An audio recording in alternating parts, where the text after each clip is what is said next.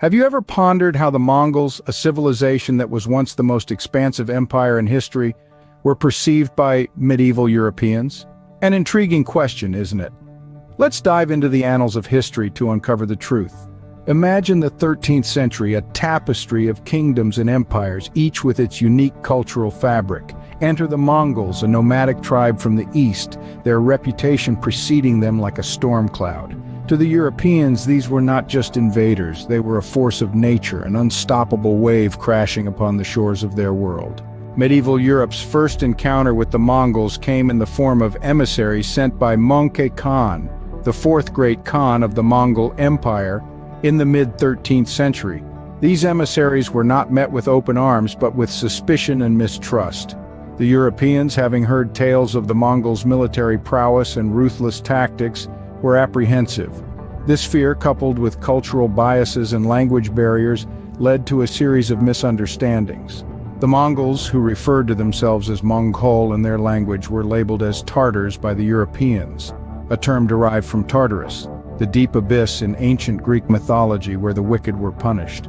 The Mongols were characterized as demonic, their military tactics seen as barbaric, their culture as alien, and their intentions as hostile.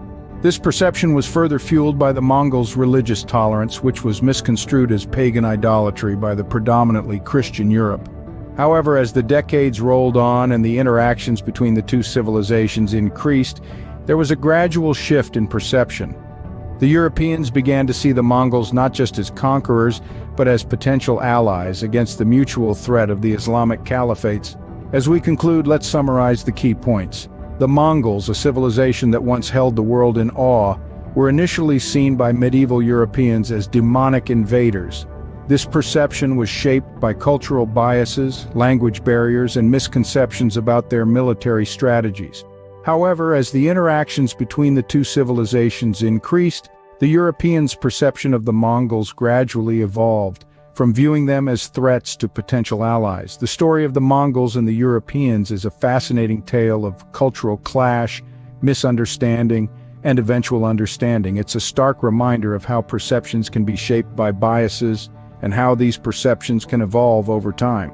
So the next time you hear about a barbaric civilization from the past, remember the Mongols and consider how perceptions can be misleading. After all, history is not just about events. It's also about the perspectives of those who lived through them.